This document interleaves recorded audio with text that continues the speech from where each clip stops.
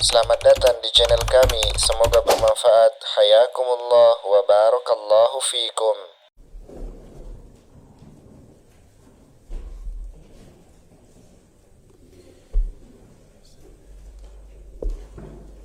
Assalamualaikum warahmatullahi wabarakatuh. Innal hamdalillah nahmaduhu wa nasta'inuhu wa nastaghfiruh wa na'udzu billahi min shururi anfusina wa min sayyiati a'malina. May yahdihillahu fala mudilla lahu wa man yudlil fala hadiya lahu. Asyhadu an la ilaha illallah wahdahu la syarika lah wa asyhadu anna Muhammadan abduhu wa rasuluh la nabiyya ba'dah. Qala azza wa jalla fil Qur'anil Karim, ya ayyuhalladzina amanu taqullaha haqqa tuqatih wa la tamutunna illa wa antum muslimun. Wa qala aidan, ya ayyuhan nas ittaqu rabbakum alladzi khalaqakum min nafsin wahidah wa khalaqa minha zawjaha wa batha minhuma rijalan katsiran wa nisaa'a wattaqullaha alladzi tasaaluna bihi wal arham innallaha kana 'alaikum raqiba. Wa qala aidan, ya ayyuhalladzina amanu taqullaha wa qulu qawlan sadida yuslih lakum a'malakum wa yaghfir lakum dhunubakum wa man yuti'illaha wa rasulahu faqad faza fawzan 'azima. Amma ba'd, fa inna asdaqal hadithi kitabullah wa khairul hadi hadi Muhammadin sallallahu alaihi wasallam wa syarrul umuri muhdatsatuha wa inna kulla muhdatsatin bid'ah wa inna kulla bid'atin dhalalah wa inna kulla dhalalatin finnar wa na'udzu billahi minan nar. Semoga Allah Subhanahu wa taala menjauhkan saya dan kita semua serta orang-orang yang kita cintai dari api neraka. Amin ya rabbal alamin. Jamaah salat subuh yang semoga dirahmati dan dimuliakan oleh Allah Subhanahu wa taala. Alhamdulillah, pada hari ini, hari Ahad tanggal 28 Juli 2024 Masehi atau bertepatan dengan tanggal 22 Muharram 1446 Hijriah. Allah Subhanahu wa taala memberikan taufik kepada kita untuk melanjutkan pembahasan kita pada kitab Al-Jami', kitab yang ditulis oleh Al-Imam Ibnu Hajar Al-Asqalani rahimahullahu taala. Dan insyaallah kita pada pertemuan kali ini akan masuk ke dalam hadis yang ke-26 di dalam kitab tersebut, atau hadis ke-10 di dalam bab yang kedua. Hadis yang berbicara tentang larangan memandang remeh suatu kebaikan. Kita bacakan hadisnya. An Abi Dzarrin radhiyallahu anhu qol, dari Abu Dzar radhiyallahu anhu qol, semoga Allah meridhai beliau berkata, qala Rasulullah sallallahu alaihi wasallam, Nabi sallallahu alaihi wasallam bersabda, la tahkiranna minal ma'rufi syai'a, jangan sekali-kali kamu meremehkan kebaikan apapun, walau antalqa akhaka biwajhin talqin, meskipun hanya sekedar engkau bertemu dengan saudaramu dengan wajah yang berseri-seri, wajah yang berseri-seri. Akhrajahu Muslim. Hadis ini diriwayatkan oleh Imam Muslim rahimahullahu taala.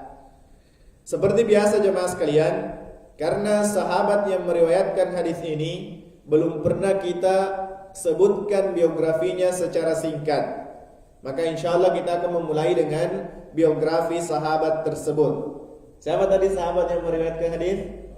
Abu Dzar, bapaknya Dzar. Ini bukan nama asli, tapi dia adalah nama kunyah, ya, nama kunyah.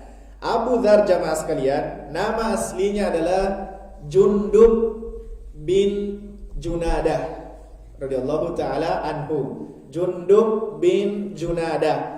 Beliau berasal dari suku Ghifar, ya, suku Ghifar yang jauh dari perkampungan Mekah. Namun jemaah sekalian, Abu Dzar, atau tadi nama aslinya siapa? Jundub bin Junadah. Abu Dzar disebutkan dalam beberapa buku sirah atau buku sejarah bahwasanya beliau orang yang termasuk as-sabiqunal awwalun. Apa itu as-sabiqunal awwalun? Orang-orang yang awal-awal masuk Islam. Bahkan disebutkan beliau di urutan yang kelima masuk Islam. Ya, beliau urutan kelima masuk Islam. Padahal beliau bukan orang Quraisy, bukan orang Mekah, tetapi beliau adalah suku Ghifar. Baik jemaah sekalian, semoga dirahmati dan dimuliakan oleh Allah Subhanahu wa taala.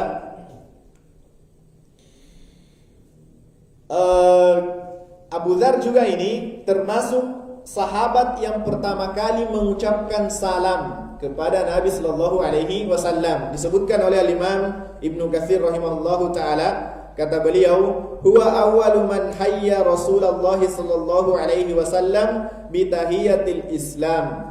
Dia Abu Dzar adalah orang yang paling pertama mengucapkan salam kepada Nabi sallallahu alaihi wasallam. Jamaah sekalian, kita sebutkan terlebih dahulu banyak tentunya versi yang menyebutkan bagaimana awal masuk Islamnya Abu Dzar, tetapi kita akan menyebutkan apa yang diriwayatkan oleh Al-Imam Muslim atau yang disebutkan oleh Al-Imam Muslim rahimahullahu taala. Jadi jamaah sekalian, Abu Dzar ketika awal-awal Nabi sallallahu alaihi wasallam diutus oleh Allah, berita ini kan heboh di kalangan orang-orang Quraisy. Tiba-tiba ada orang yang mengatakan ana Rasulullah, dia adalah utusan Allah.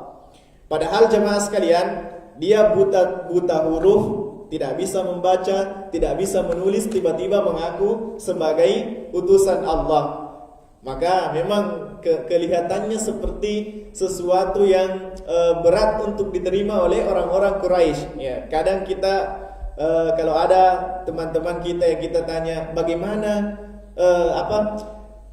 kira-kira mana yang kau pilih, hidup di zamannya Nabi sallallahu alaihi wasallam atau hidup di zaman sekarang? Ya mungkin dia akan mengatakan kayaknya enak kalau hidup di zamannya Nabi karena bisa bertemu langsung dengan Nabi sallallahu alaihi wasallam. Di sisi yang lain betul jemaah sekalian, enak kalau kita bisa menjadi teman Nabi sallallahu alaihi wasallam atau bisa menjadi sahabat Nabi sallallahu alaihi wasallam di dunia. Tetapi di sisi yang lain, kalau kita melihat keimanan kita pada umumnya pada hari ini, kalau pada hari ini saja di saat Al-Qur'an sudah lengkap, kemudian asatidzah ada di mana-mana, tapi begitu disampaikan Allah Subhanahu wa taala berfirman, la taqrabuz zina, jangan mendekati zina. Oh, tapi kan ya, kita masih banyak tapinya.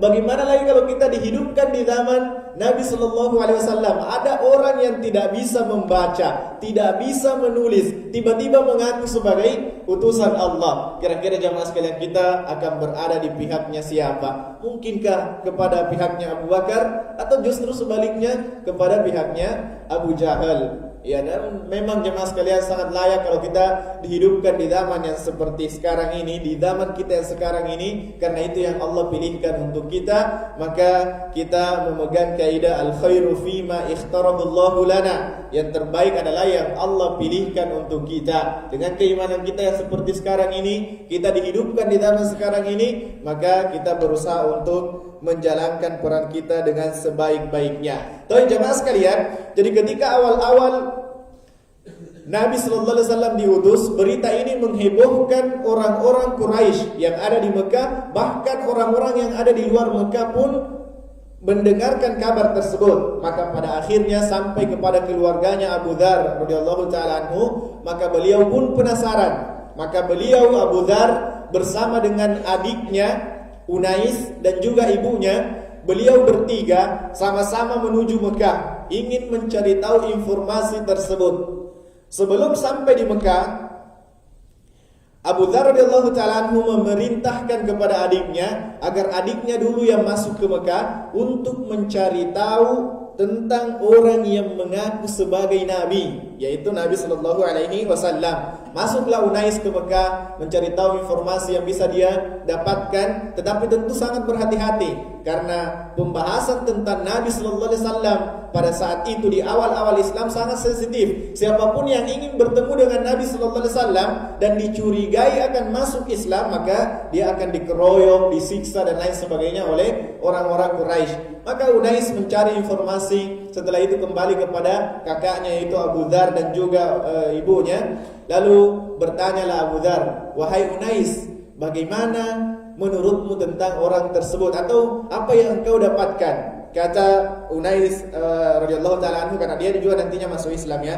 Kata Unais, "Innahum yaquluna innahu syair." Sesungguhnya orang-orang Quraisy mengatakan bahwasanya orang ini yang mengaku sebagai nabi itu dia hanyalah seorang penyair, wasahirun, dan juga mereka mengatakan, ada yang mengatakan dia itu bukan nabi, dia seorang penyihir atau kahin, atau ada yang mengatakan juga dia adalah seorang dukun. Dan inilah jemaah sekalian, dinisbatkan gelar-gelar yang tidak baik untuk supaya orang-orang yang tertarik semakin menjauh. Dikatakan, oh itu hanya penyair, itu hanyalah seorang dukun, itu adalah seorang penyihir, supaya orang tidak tertarik dengan apa yang dibawa oleh Nabi Sallallahu Alaihi Wasallam. Demikian juga di zaman kita sekarang ini, kalau ada orang-orang yang kemudian istiqomah, berusaha menjaga ketaatan kepada Allah misalnya, itu biasa dilabeli dengan gelar-gelar yang tidak baik.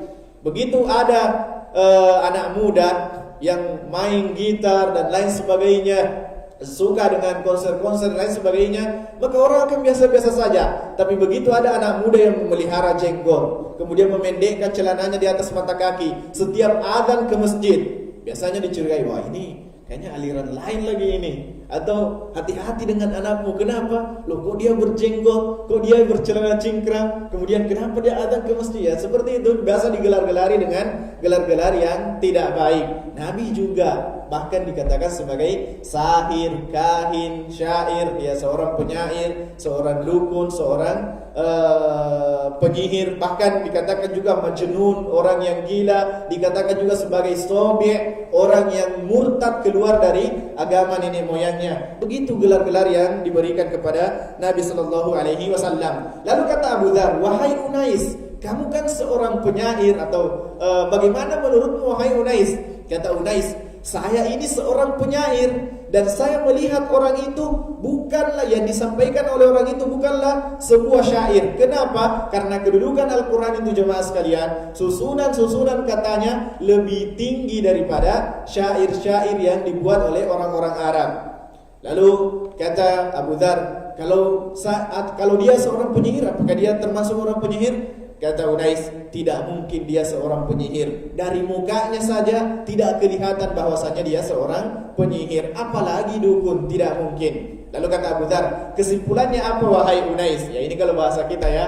Kata Unais, innahu shadiq, sesungguhnya dia berkata jujur, dia adalah utusan Allah, wa innahum kadhibun, dan sesungguhnya orang-orang Quraisy lah yang berdusta.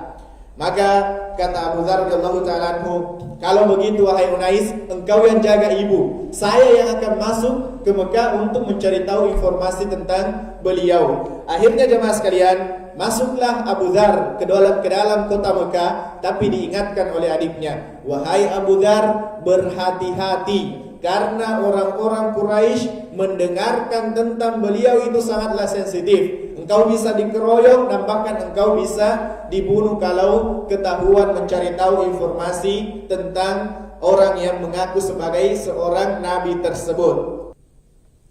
Maka jemaah sekalian, Abu Dzar pun masuk ke kota Mekah dan dia sudah diingatkan oleh adiknya untuk berhati-hati. Maka beliau mencari-cari orang-orang yang siapa kira-kira yang bisa ditanyai tentang informasi orang yang mengaku sebagai nabi.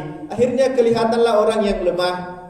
Ditanyalah oleh Abu Dzar, Bagaimana, di mana orang yang mengaku sebagai seorang nabi? Tiba-tiba orang ini jemaah sekalian berteriak dan mengatakan, "Wahai orang-orang Quraisy, di sini ada orang yang ingin mengikuti orang yang murtad, yang keluar dari agamanya." Maka semua orang-orang Quraisy berkumpul dan melempari, memukul Abu Dzar. Semua yang ada di tangannya orang-orang Quraisy dilemparkan kepada Abu Dzar sampai kemudian Abu Dzar berdarah-darah dan kemudian pingsan. Nanti setelah pingsan baru kemudian ditinggalkan oleh orang-orang Quraisy. Begitu Abu Dzar tersadar, beliau ingin membersihkan lukanya. Akhirnya beliau berjalan mencari sumur, ditemukanlah sumur Zam-Zam. Maka beliau membersihkan lukanya, kemudian meminum air Zam-Zam. Dan jemaah sekalian, tidak ada orang yang mau memberikan makanan kepada Abu Dzar radhiyallahu taala anhu, karena dia tahu bahwasanya dia orang yang akan menemui orang yang mengaku sebagai nabi. Maka jemaah sekalian, setiap kali Abu Dzar lapar, beliau hanya meminum air Zam-Zam dan bertahan sampai 30 hari. 1 bulan lamanya. Dan kata Abu Dzar radhiyallahu taala anhu, aku merasa badanku terasa sehat. Bahkan disebutkan bahasanya wasamintu, dan aku menjadi gemuk, padahal hanya mengonsumsi air Zam-Zam. Dan memang jemaah sekalian, air Zam-Zam adalah air yang diberkahi oleh Allah Subhanahu wa taala. Suatu ketika di malam hari, pada saat itu sekitar Ka'bah sepi, maka Abu Dzar menuju Ka'bah. Ternyata sekitar Ka'bah sepi, maka tiba-tiba datang 2 orang laki-laki yang melakukan tawaf. Setelah tawaf kemudian melaksanakan sholat. Akhirnya Abu Dzar berpikir, kayaknya orang ini yang digelari sebagai orang yang murtad atau yang mengaku sebagai utusan Allah. Dan ternyata benar jemaah sekalian, dari 2 orang itu salah satunya adalah Nabi sallallahu alaihi wasallam. Kira-kira siapa yang satunya lagi jemaah? Abu Bakar As-Siddiq radhiyallahu taala anhu, ya, karena dia di awal-awal keislaman beliau yang paling pertama atau membenarkan apa yang disebutkan oleh Nabi kita tercinta sallallahu alaihi wasallam. Dan bahkan 10 sahabat yang dijamin masuk surga itu diantaranya banyak yang diislamkan atau beberapa orang diislamkan oleh Abu Bakar As-Siddiq radhiyallahu taala anhu. Jadi beliau yang memanen pahala orang-orang tersebut. Baik. Kemudian jemaah sekalian, akhirnya Abu Dzar mendekati kedua orang ini dan mengucapkan Assalamualaikum warahmatullahi wabarakatuh. Disinilah beliau pertama kali mengucapkan salam kepada Nabi sallallahu alaihi wasallam, dan beliau dicatatkan dalam buku-buku sejarah orang yang paling pertama mengucapkan salam kepada Nabi sallallahu alaihi wasallam. Maka setelah dijawab jemaah sekalian salamnya, kata Nabi sallallahu alaihi wasallam, "Wa mimman anta?" Ya, Nabi sallallahu alaihi wasallam mengetahui bahwasanya mukanya Abu Dzar ini bukan orang Mekah.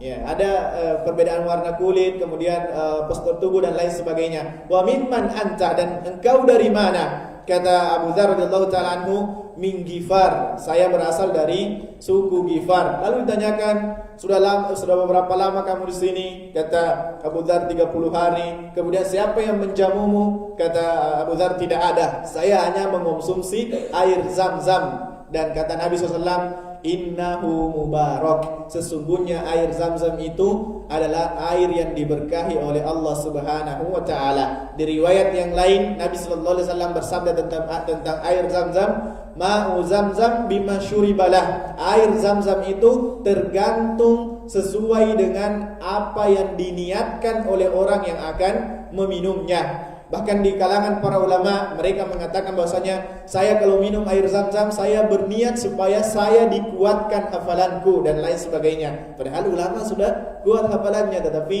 demikianlah. Bahkan Imam Syafi'i rahimahullah ta'ala juga berdoa ketika meminum air Zam-Zam dengan doa-doa yang tentunya baik. Demikian juga jemaah sekalian, kalau misalnya ada mungkin anak kita yang IQ-nya itu rendah, bisa kita minumkan air Zam-Zam lalu kita doakan supaya kemudian dia IQ-nya jadi tinggi dan lain sebagainya.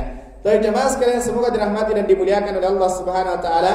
Maka Abu Dzar radhiyallahu taala anhu dijamu oleh Abu Bakar. Kata Abu Bakar, ya Rasulullah, izinkan saya menjamu orang ini karena 30 hari tidak makan. Maka dijamulah oleh Abu Bakar Siddiq radhiyallahu taala anhu. Setelah itu kemudian Abu Dzar mengucapkan atau masuk Islamlah Abu Dzar.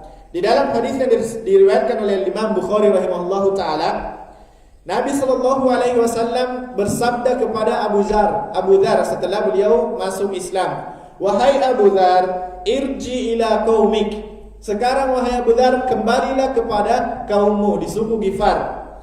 Fa akhbirhum hatta ya'tiyaka amri, dan dakwai mereka, kemudian tunggu komando dariku. Ya, tunggu komando dari Nabi sallallahu alaihi wasallam. Kata Abu Dzar, jamaah sekalian, "Walladzi nafsi biyadi," demi zat yang jiwaku berada di tangannya, aku tidak akan pulang ke kaumku. Kata Abu Dzar, ya, aku tidak akan pulang ke kaumku sampai aku meneriakkan dengan lantang 2 kalimat syahadat di hadapan orang-orang Quraisy. Ya, ini memang Abu Dzar terkenal dengan sosok pemberani dan cari gara-gara sama orang-orang Quraisy. Kata beliau, padahal tadi kan bertanya tentang Nabi sallallahu alaihi wasallam saja, itu bertanya saja bisa dikeroyok, apatah lagi kalau mengucapkan 2 kalimat syahadat secara terang-terangan. Tapi ini yang disampaikan oleh Abu Dzar radhiyallahu taala anhu. Beliau mengatakan, saya tidak akan pulang ke kaumku kecuali setelah aku meneriakkan 2 kalimat syahadat di hadapan orang-orang Quraisy.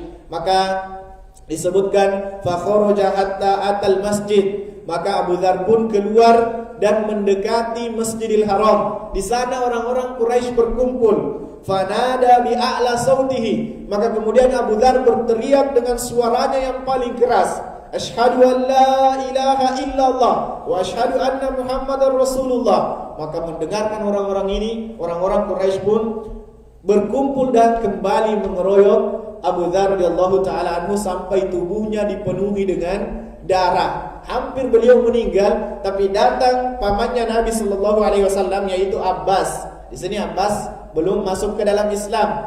Ya, belum masuk ke dalam Islam. Datang Abbas mencegah orang-orang Quraisy agar tidak memukul Abu Dzar radhiyallahu taala anhu, dan beliau mengatakan, wailakum, celakalah kalian wahai orang-orang Quraisy. Dia ini dari suku Ghifar, salah satu suku yang besar yang kalian lewati perkampungannya kalau kalian berdagang menuju ke negeri Syam. Kalau orang ini sampai terbunuh, maka kalian akan dihadang oleh sukunya di dalam perjalanan. Kalian tidak bisa lagi berbisnis. Maka akhirnya barulah kemudian orang-orang Quraisy berhenti untuk memukuli Abu Dzar radhiyallahu taala anhu. Dan setelah itu baru kemudian Abu Dzar kembali kepada adiknya Unais dan juga ibunya tadi yang menunggu di luar kota Mekah. Maka ditanyakanlah kepada Abu Dzar, bagaimana menurutmu wahai Abu Dzar? Kata Abu Dzar, saya sudah masuk Islam. Kata Unais, kalau begitu saya juga syahadat.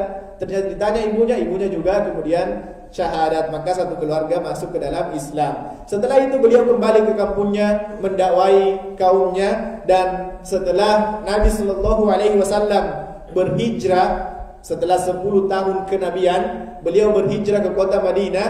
Datanglah segerombongan orang-orang dari suku Ghifar bersama dengan segerombongan orang-orang dari suku Aslam. Ya, ini 2 suku yang datang untuk mengumumkan keislamannya kepada Nabi sallallahu alaihi wasallam di Madinah. Karena tadi peristiwa dikeroyoknya Abu Dzar itu masih terjadi di Mekah. Adapun segerombongan suku-suku Ghifar dan juga suku orang-orang Aslam ini terjadinya datang mengumumkan keislamannya terjadinya di kota Madinah. Maka Nabi sallallahu alaihi wasallam sangat senang dengan masuk Islamnya 2 suku ini, suku Ghifar dan suku Aslam. Dan jamaah sekalian, Nabi sallallahu alaihi wasallam mendoakan 2 suku ini.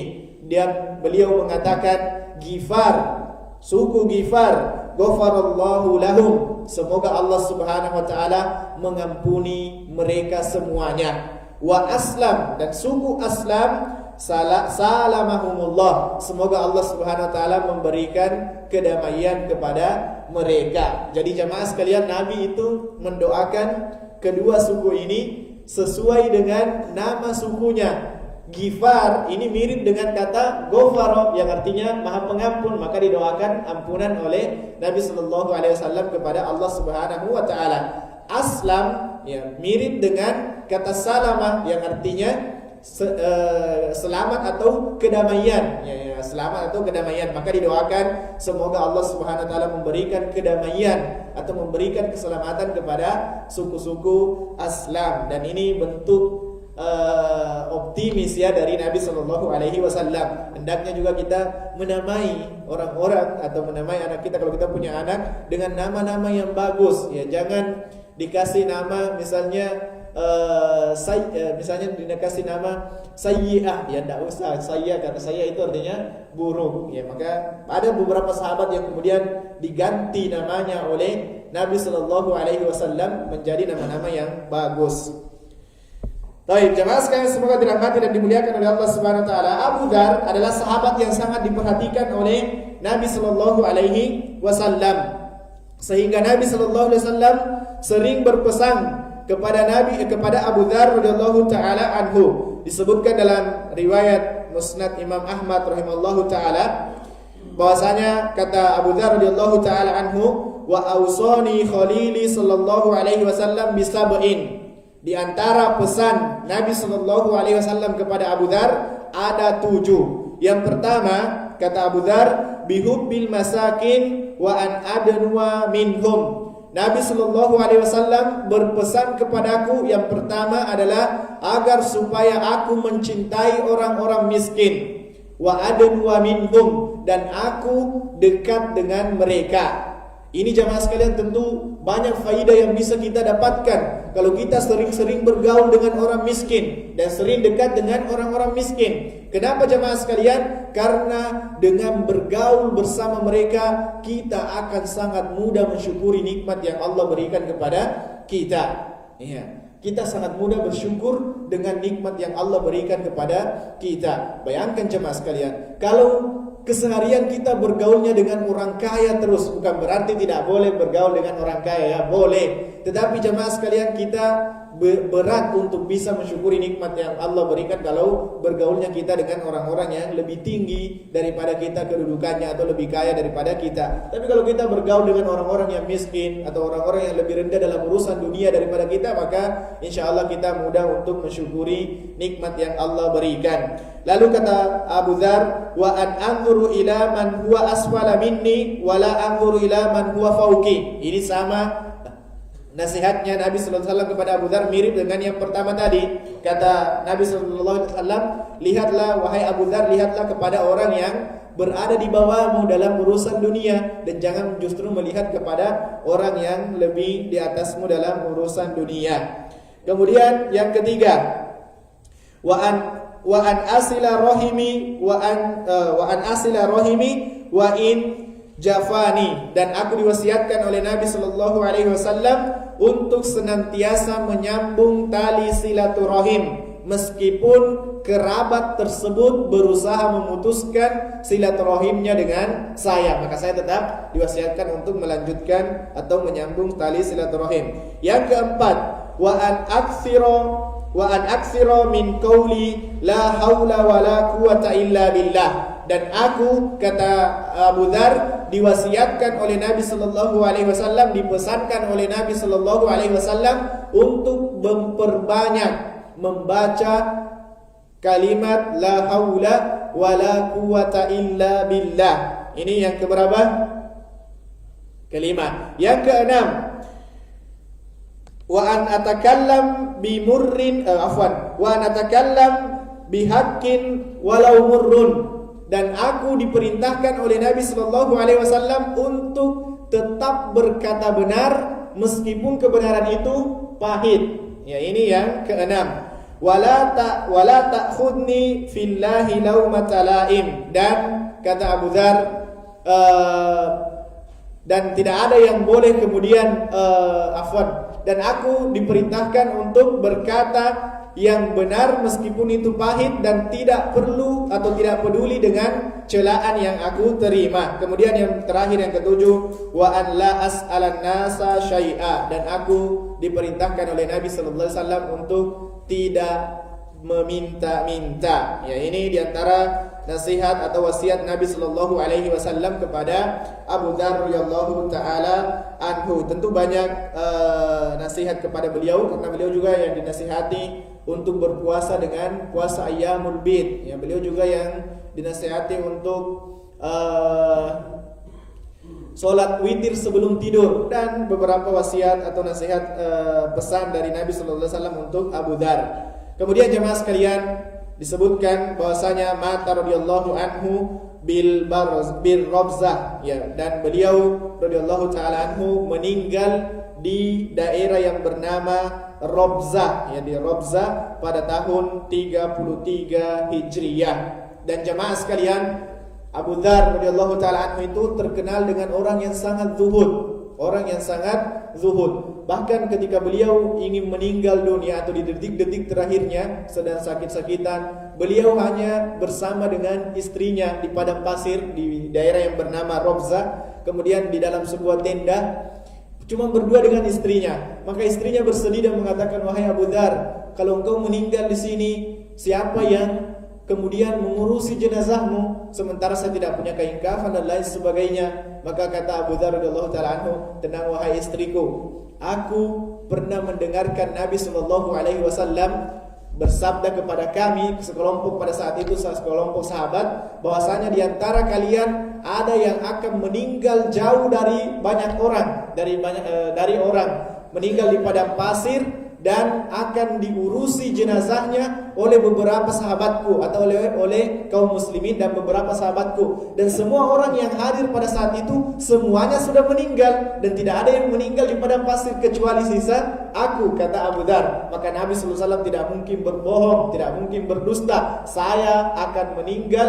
di padang pasir dan kemudian saya akan diurus oleh kaum muslimin." Dan ternyata benar jamaah sekalian, ketika Abu Dzar meninggal dunia, istrinya keluar dari kemahnya, kemudian lewatlah sekelompok kaum muslimin, ditanyakan kepadanya, apakah ada yang bisa saya bantu wahai wanita ini, istrinya Abu Dzar. Kata beliau, "Suamiku meninggal." Dan "Siapa suamimu?" "Abu Dzar." Maka sekelompok manusia ini, kaum muslimin ini, merasa senang karena meninggal Abu Dzar dan mereka yang menemukannya. Ya, mereka mau senangnya bukan karena meninggalnya Abu Dzar, tetapi mereka senang karena ada kesempatan mengurus jenazahnya Abu Dzar radhiyallahu taala anhu. Dan disebutkan bahwasanya sallallahu alaihi Ibnu Mas'ud, yang mensolati Abu Dzar adalah sahabat yang mulia Abdullah ibn Mas'ud radhiyallahu taala anhu. Jadi beliau Abu Dzar meninggal di tahun ke-33 Hijriyah. Selesai biografinya beliau radhiyallahu taala anhu secara ringkas. Baik. Maka kita masuk ke hadisnya jemaah sekalian. Qala Rasulullah sallallahu alaihi wasallam. Ya, itu tadi Abu Dzar, beliau berkata, Nabi sallallahu alaihi wasallam bersabda, "La tahqiranna minal ma'rufi syai'a." Jangan kalian meremehkan kebaikan apapun. Walau antalqa akhaka biwajhin talqin. Meskipun hanya sekedar engkau bertemu dengan saudaramu dengan wajah yang berseri-seri atau dalam keadaan tersenyum. Baik jemaah sekalian, dalam hadis ini kita dilarang untuk meremehkan kebaikan meskipun kebaikan itu kecil. Pertanyaannya, kenapa terlarang atau kenapa kita dilarang meremehkan kebaikan? Kenapa kita dilarang meremehkan kebaikan meskipun kebaikan itu kecil? Oh iya, hadis yang sebelumnya ya. Kullu ma'rufin shadaqah. Karena kebaikan adalah sedekah. Barakallahu fikum. Jemaah sekalian, kita terlarang meremehkan kebaikan meskipun kebaikan itu kecil, karena sekecil apapun pasti akan ada pahalanya dan dia bisa terhitung sebagai sedekah seperti hadis yang sudah kita bahas di pertemuan sebelumnya. Tapi jemaah sekalian, di sisi yang lain kita dilarang untuk meremehkan kebaikan meskipun kebaikan itu kecil, karena jemaah sekalian, kalau ada yang meremehkan kebaikan, maka ujung-ujungnya pasti dia tinggalkan, pasti dia tidak amalkan. Dan demikianlah setiap hal yang menyebutkan tentang keremehan itu pasti mengarah ke hal yang kurang baik. Kalau kebaikan yang diremehkan, berarti kebaikan itu akan ditinggalkan. Tapi coba kalau kita balik, keburukan yang diremehkan, maka pasti dia kerjakan. Pasti dia kerjakan. Baik, kalau misalnya begini, oh itu kan hukumnya makruh, misalnya ada sesuatu misalnya, itu kan hukumnya makruh. Oh iya ya, kan cuma makruh. Berarti dia sebutkan ini kan cuma makruh untuk beliau mengerjakannya. Baik, itu kan hukumnya sunnah. Oh iya ya sunnah. Berarti dia mengatakan, oh itu kan cuma sunnah, meremehkan. Berarti dia mau kerjakan atau tinggalkan? Dia mau tinggalkan. Oh itu kan cuma sunnah, akhirnya ditinggalkan. Tapi kalau keburukan, oh itu kan cuma makruh, berarti dia mau terjatuh dalam keburukan tersebut. Makanya sangat tepat kalau kita dilarang untuk meremehkan. Padahal jemaah sekalian, kebaikan yang kita remehkan itu boleh jadi kebaikan itulah yang bisa memasukkan kita ke dalam syurga, atau kebaikan itulah yang bisa mencegah kita atau menjadi tameng antara kita dengan neraka. Mungkin ada yang bertanya, Ustaz, adakah kebaikan-kebaikan yang kecil yang bisa memasukkan seseorang ke dalam syurga? Jawabannya banyak. Bukankah jemaah sekalian, antum mungkin pernah mendengarkan seorang pelacur, ya seorang pelacur, dia masuk syurga hanya disebabkan karena turun ke sumur, ambil air dengan sepatunya, kemudian air itu diberikan kepada seekor anjing yang sedang kehausan, dan Allah Subhanahu wa taala mengampuni dosanya berkat kebaikan tersebut. Ini kan amalan yang kecil, bukan seperti pergi jihad di medan jihad kemudian dimutilasi oleh musuh, bukan. Hanya turun ke sumur, ambil air, diberikan kepada seekor anjing, menjadi sebab diampuni dosa-dosanya. Dan banyak jemaah sekalian, ya banyak sekali amalan-amalan yang kemudian kelihatannya kecil, tetapi di sisi Allah Subhanahu wa taala dia bernilai pahala yang besar, ya bisa bernilai pahala yang besar, bisa menjadi sebab dimasukkannya kita ke dalam surga, dan bisa menjadi sebab dijauhkannya kita dari api neraka. Di dalam riwayat Al-Imam Bukhari rahimahullahu taala, Nabi sallallahu alaihi wasallam bersabda, "Innal abda, sesungguhnya ada di antara seorang hamba, la yatakallamu bi kalimatin min ridwanillah, mengucapkan satu kalimat yang kalimat itu diridhoi oleh Allah Subhanahu wa taala, la yulqi laha balan, akan tetapi dia tidak menyadari efek dari ucapannya tersebut. Artinya dia memandang ini ucapan yang remeh saja, tetapi ternyata itu adalah ucapan yang diridhoi oleh Allah Subhanahu wa taala, dan balasan untuknya yarfa'ullahu biha darajat. Ternyata dari kalimat yang dia pandang itu kalimat yang mudah saja diucapkan, ternyata dengan itu dia diangkat derajatnya oleh Allah Subhanahu wa taala. Ada orang-orang yang seperti itu jamaah sekalian. Maka hendaknya kita senantiasa mengucapkan ucapan-ucapan yang baik, karena boleh jadi jamaah sekalian ucapan kita itu yang kita tidak sengaja ucapkan, itu yang tertanam di hati saudara kita. Ya, itu yang tertanam di hati saudara kita. Contoh kecil misalnya jamaah sekalian, antum pernah dengar kitab Sahih Bukhari? Pernah dengar? Sering ya, Sahih Bukhari. Kitab karangan manusia yang ditulis oleh Al-Imam Bukhari yang bernama asli Muhammad ibn Ismail. Antum tahu jemaah sekalian, karangan kitab tersebut itu muncul tentu disebabkan oleh beberapa faktor, tetapi salah satu faktor yang menyebabkan beliau mengarang kutub atau mengarang kitab tersebut adalah karena ucapan gurunya, Imam Bukhari. Siapa nama gurunya Imam Bukhari? Siapa nama gurunya Imam Bukhari? Kalau Imam Bukhari sering dengar, gurunya bernama Ishaq bin Rohawai. Ini namanya agak asing mungkin bagi kita sebagian ya. Jemaah sekalian, Ishaq ibn Rohawai gurunya Imam Bukhari, tetapi si murid Imam Bukhari justru lebih terkenal dibandingkan dengan gurunya. Kalau kita sebutkan Imam Bukhari, oh saya sering dengar Ishaq ibn Rohawai, oh ini asing Ustaz. Jamaah sekalian, terkenalnya Imam Bukhari itu ada andil gurunya di situ. Jadi tidak mesti seorang guru harus lebih terkenal daripada muridnya. Ya Mas, misalnya kayak antum di sini, kalau ada yang melatih misalnya karyawan baru, lalu ternyata skillnya setelah dilatih oleh antum ternyata melebihi antum harusnya jangan bersedih dan jangan iri hati lagi. Justru kita seharusnya senang. Baik, jamaah sekalian, kata Imam Bukhari rahimahullahu taala, kunna inda Ishaq ibn Ruhawai faqal, kami pernah duduk di majelisnya Ishaq ibn Ruhawai. Ini yang melatar belakangi beliau menulis kitab Al-Bukhari. Kami pernah duduk di majelisnya guru kami yaitu Ishaq ibn Ruhawai. Faqal, kemudian beliau berkata, gurunya ya Ishaq berkata kepada murid-muridnya, "Lau jama'tum kitaban mukhtasaran li sahihi sunnati Rasulillah." Ini yang diucapkan oleh gurunya, tidak membutuhkan 20 detik untuk mengucapkannya. "Lau jama'tum kitaban mukhtasaran li sahihi sunnati Rasulillah sallallahu alaihi wasallam." Paling 10 detik itu juga mungkin tidak cukup.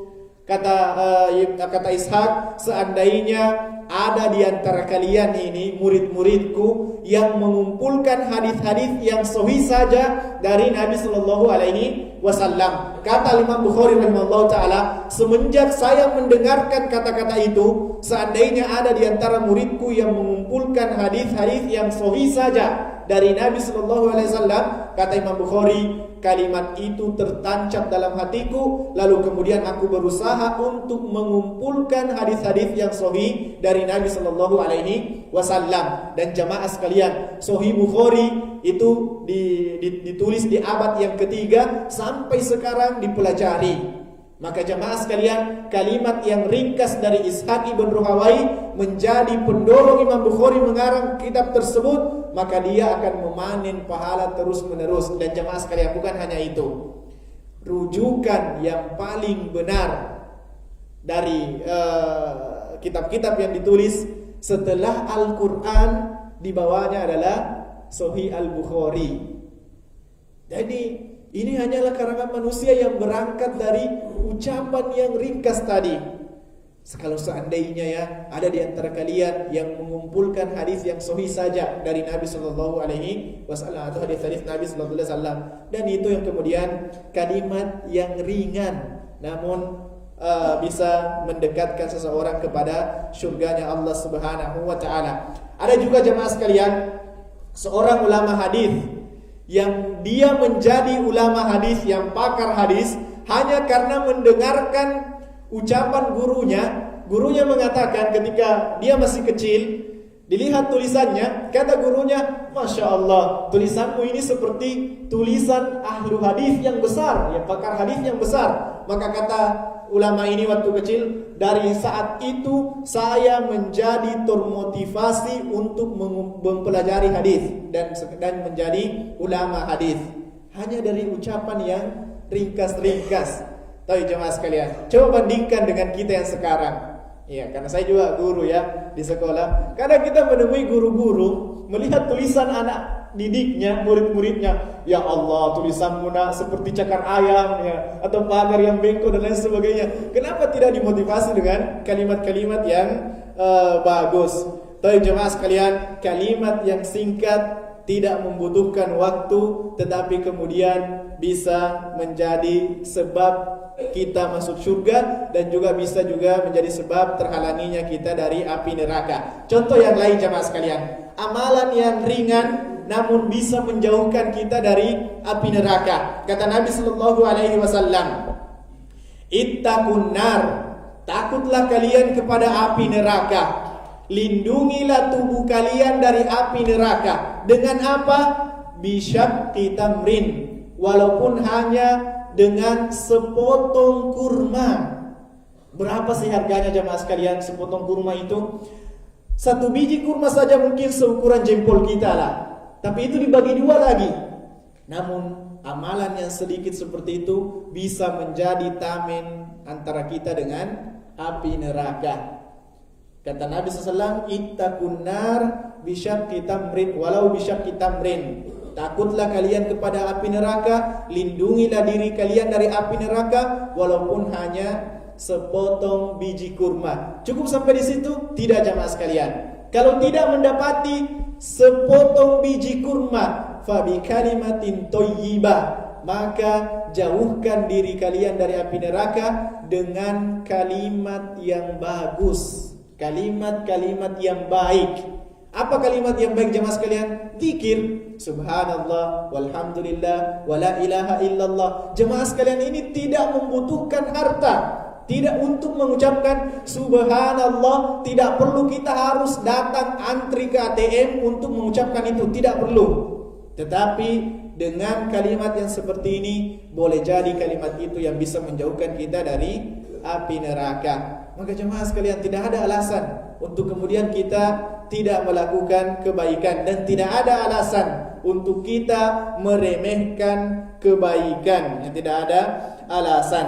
Jemaah sekalian, suatu amalan kecil bisa menjadi besar pahalanya itu disebabkan oleh beberapa faktor. Faktor yang pertama, karena keikhlasan tentunya. Boleh jadi amalan yang kecil itu menjadi besar nilainya di sisi Allah Subhanahu wa taala, bahwa pahalanya besar di sisi Allah Subhanahu wa taala disebabkan karena keikhlasan kita di dalam memberi. Keikhlasan kita di dalam memberi. Al-Imam Abdullah ibn Mubarak rahimahullahu taala, beliau mengatakan, rubba amalun sogirun tukabbiruhu bin niyah. Boleh jadi ada amalan yang kecil namun dia besar pahalanya disebabkan karena ikhlasnya niat. Wa rubba amalun kabirun, dan boleh jadi ada amalan yang besar tusogiruhun niyah atau yusogiruhun niyah, namun kemudian nilainya menjadi kecil disebabkan karena riya. Ada yang menyumbang 1 miliar misalnya, tapi dia niatnya supaya dikatakan, oh kamu dermawan, berarti pahalanya bisa saja kecil, bisa saja jadi hilang. Ada yang menyumbang 1000, tapi dia betul-betul ikhlas karena Allah Subhanahu wa taala. Maka jemaah sekalian, jangan kemudian kita berputus asa dan mengatakan, oh saya tidak bisa beramal karena saya tidak punya apa-apa dan lain sebagainya. Misalnya ada pembangunan masjid, diumumkanlah penggalangan donasi misalnya, lalu Anda tidak bisa menyumbang 1 sak semen, sumbang batu bata walaupun hanya sebiji. Berapa sih harganya sebiji batu bata itu jemaah sekalian? Paling 1000 paling mahal. Ya, wallahu a'lam kalau di daerah sini ya. Tapi mungkin kita masih dapati 500 atau 800 dan sebagainya. Mungkin 1000 sudah dapat 1 biji batu bata. Tapi mungkin kita akan mengatakan, Ustaz, masa saya mau nyumbang hanya 1 biji batu bata? Tapi jemaah sekalian, 1 biji pun kita tidak boleh remehkan. Kalau 1 biji batu bata itu tertancap di tembok dindingnya masjid, menjadi pondasinya masjid misalnya, maka jemaah sekalian, selama masjid itu dipakai sholat, maka kita tetap akan memanen pahala orang-orang yang mengerjakan sholat di masjid tersebut tanpa mengurangi pahala orang yang sedang sholat. Kita mendapatkan yang semisal yang didapatkan oleh orang tersebut tanpa mengurangi pahalanya sedikit pun. Jadi kita tidak boleh memandang remeh kebaikan. Ini disebabkan karena faktor yang pertama tadi, keikhlasan. Kemudian faktor yang kedua jemaah sekalian, yang menyebabkan amalan yang kecil bisa menjadi besar adalah faktor kondisi kita yang memberi. Kondisi kita yang memberi. Saya buatkan contoh jemaah sekalian. Misal kita berada di sore hari, lalu kita sisa punya uang 10.000 misalnya. Ini contoh saja ya supaya bisa kita pahami. Kondisi kita 10.000 uang yang kita punya, kita sangat butuh uang tersebut. Tapi alhamdulillah kita tadi pagi misalnya sudah makan, dan kita sudah di sore hari mau beli nasi bungkus dengan uang yang tersisa, sisa 10.000. Pas-pas lah misalnya dengan nasi bungkus 1.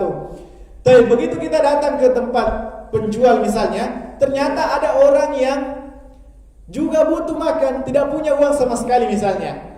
Maka karena kita berpikir, kita tanya, sejak kapan belum makan misalnya, atau kita tahu orang ini sejak 3 hari belum makan, berarti dia lebih butuh daripada kita. Saya kan belum makannya, saya kan tadi pagi masih makan. Ya sudahlah, saya belikan nasi bungkus ini untuk orang ini yang 3 hari tidak makan. Itu padahal kita butuh juga untuk makan, tetapi kita dahulukan orang ini. Maka ini 10.000 bisa menjadi nilainya sangat besar di sisi Allah Subhanahu wa taala, karena kita juga butuh pada saat itu, namun justru kita berikan kepada orang lain. Ini kondisi yang kedua yang bisa mempengaruhi besarnya pahala dari amalan yang kecil. Kemudian yang ketiga, jemaah sekalian, faktor yang mempengaruhi amalan kecil menjadi besar pahalanya adalah kondisi orang yang kita bantu. Kondisi orang yang kita bantu. Contoh misalnya jemaah sekalian, orang ini misalnya tidak bisa bayar listrik. Kalau dia tidak bayar listrik, dicabut listrik di rumahnya. Ditanyakan berapa uang yang dibutuhkan untuk bayar listriknya per bulan misalnya, dia sampaikan 50.000. Maka kita berikan 50.000, tapi itu yang menjadi sebab listriknya tidak jadi dicabut. Maka jemaah sekalian, meskipun kelihatannya ini kecil bagi kita, karena mungkin kita mendapatkan atau pendapatan kita lebih tinggi daripada itu, tetapi nilainya bisa lebih besar di sisi Allah pahalanya, atau lebih besar pahalanya di sisi Allah Subhanahu wa taala, meskipun kita melihatnya itu sesuatu amalan yang kecil. Maka jangan kita meremehkannya. Allah Subhanahu wa taala berfirman di dalam Al-Qur'an, "Faman ya'mal mithqala dzarratin khairan yarah." Barang siapa yang melakukan kebaikan sebesar dzarrah. Sebagian kadang menerjemahkan dzarrah ini seperti besar biji sawit. Ya, kadang kita sering temukan ini ya, sebesar biji sawit. Padahal jemaah sekalian, definisi yang disebutkan oleh para ulama tentang dzarrah ini ada 3. Dzarrah itu definisinya yang pertama seperti seekor semut. Seperti seekor semut, timbangannya tidak ada beratnya. Kalau ada semut yang berjalan di pakaian kita, tanpa kita melihat semut tersebut, kita tidak rasakan. Demikianlah dzarrah. Nanti kalau kita melihat ada semut, padahal tidak ada sama sekali timbangannya, sangat ringan. Ini definisi yang pertama yang disebutkan oleh para ulama. Definisi yang kedua, dzarrah menurut para ulama, kata mereka diartikan dengan sisa debu yang menempel di tangan. Seperti antum misalnya yang kerja di lapangan, kalau ada mungkin kerja berurusan dengan tanah misalnya, lalu kemudian ada debu-debu di tangan, antum tepukan debu di tangan antum, kemudian antum merasa oh ini sudah bersih, padahal masih ada satu debu mungkin yang tersisa di tangan antum.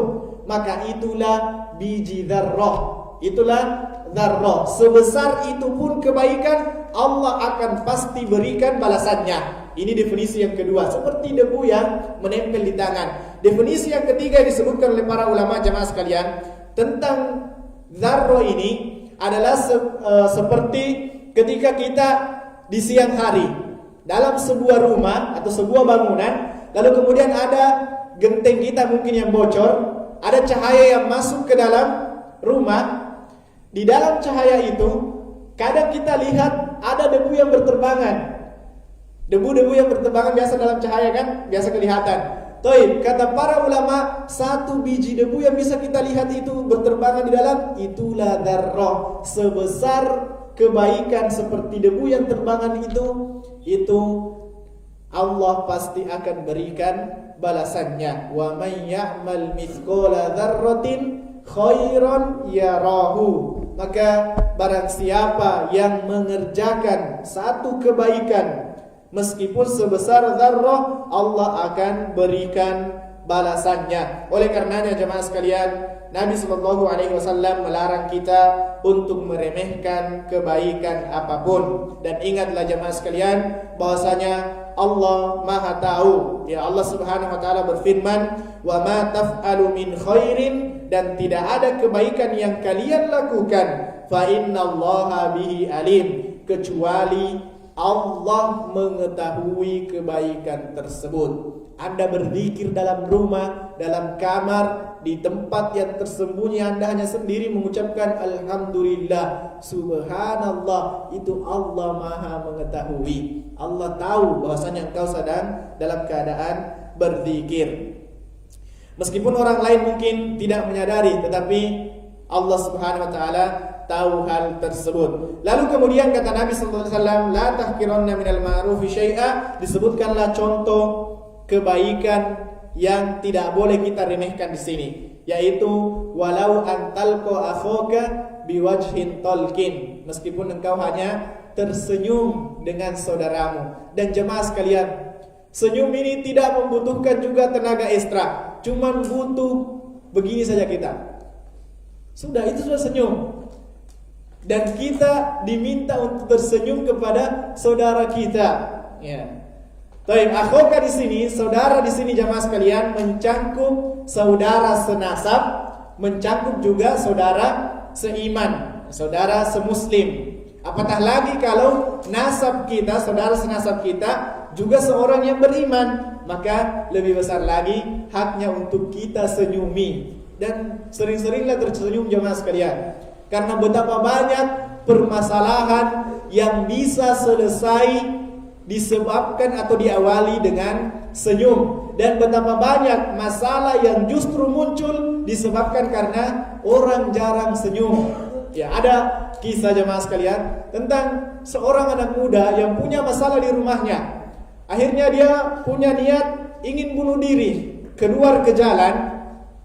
Ternyata di jalan bertemu dengan saudara muslim yang lainnya, tiba-tiba disenyumi oleh saudaranya. Akhirnya hilang itu niat untuk bunuh diri karena dia berpikir, oh ternyata masih ada saudara saya yang mau senyum dengan saya. Bisa jadi amalan yang remeh justru menyelamatkan nyawa orang lain, padahal kita tidak sadari. Ya, meskipun orang lain tidak menyadari betul bahwasanya kita tersenyum kepadanya atau tidak peduli dengan senyuman itu, atau bahkan juga kita lupa pernah tersenyum kepada saudara kita, maka fa innallaha bihi alim, sesungguhnya Allah mengetahui bahwasanya kita tersenyum kepada saudara kita. Dan jemaah sekalian, kita sangat membutuhkan pemberat timbangan di akhirat kelak. Ya, kita sangat membutuhkan pemberat timbangan di akhirat kelak. Dan boleh jadi senyum kita itu menjadi salah satu yang memberatkan timbangan kita, timbangan amalan kebaikan kita di akhirat kelak. Maka jangan remehkan senyum, ya, jangan remehkan senyum. Baik, akhrajahu Muslim. Hadis ini diriwayatkan oleh Al-Imam Muslim rahimahullahu taala. Nama aslinya Muslim ibn Hajjaj. Demikian yang bisa kita sampaikan. Jika ada yang benar, semua datangnya dari Allah Subhanahu wa taala. Namun jika ada yang salah, semua tidak terlepas dari kesalahan dan kekeliruan kami dalam menukil. Allah dan Rasulnya berlepas dari kesalahan tersebut. Seperti biasa, kalau ada yang ingin bertanya, ada yang mau bertanya atau semuanya jelas ya? Saya dulu kan. Baik. Assalamualaikum warahmatullahi wabarakatuh. Waalaikumsalam. Banyak disebutkan dalam Quran maupun hadis kata-kata akhi atau seperti itu. Di Indonesia ini kita juga sering mungkin ambigu ya masalah saudara seiman, saudara sebangsa tanah air dan yang lainnya. Ketika saya ada pertanyaan waktu itu tentang ghibah, menyebutkan saudara dengan saudaramu yang dia tidak suka apabila itu disampaikan atau dibicarakan. Nah, saudara di sini apakah hanya khususan untuk muslim atau muslimat saja atau yang di luar Islam juga termasuk di dalamnya?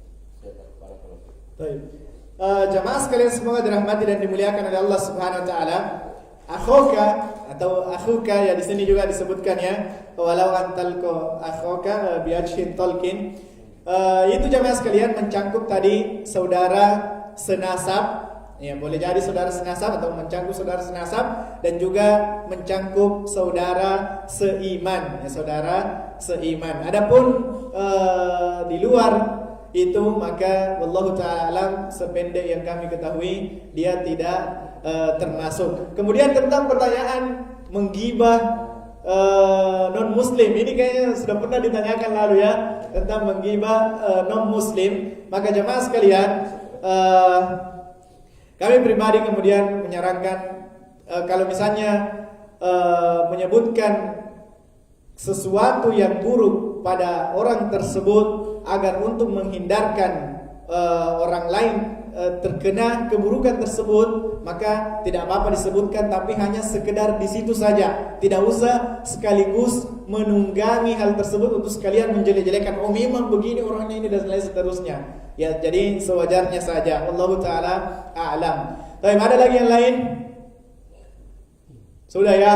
Ya biasanya kalau ada materi itu hanya ada dua kemungkinan. Kalau diminta bertanya tidak bertanya, kemungkinan yang pertama paham sekali apa yang disampaikan, kemungkinan yang kedua tidak paham sama sekali. Tapi insya Allah ya ini Anda berhusnudon, ya kita ada di kemungkinan yang pertama tadi ya, sudah dipahami semua.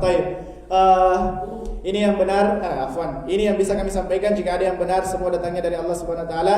Namun jika ada yang salah, semua tidak terlepas dari kesalahan dan kekeliruan kami dalam menukil. Allah dan Rasulnya berlepas dari kesalahan tersebut. Kita tutup dengan atau sebelumnya, di depan kita ada peluang untuk mendapatkan pahala haji dan umroh taman hajjah wa umrotu atau kama qala Rasul. Kita mendapatkan peluang untuk mendapatkan pahala haji dengan melaksanakan sholat syuruk. Ya, sangat disayangkan kalau kita luput lagi darinya. Baik, kita tutup dengan doa kafaratul majelis. Subhanakallahumma bihamdik, asyhadu an la ilaha illa anta, astaghfiruka wa atubu ilaik. Assalamualaikum warahmatullahi wabarakatuh.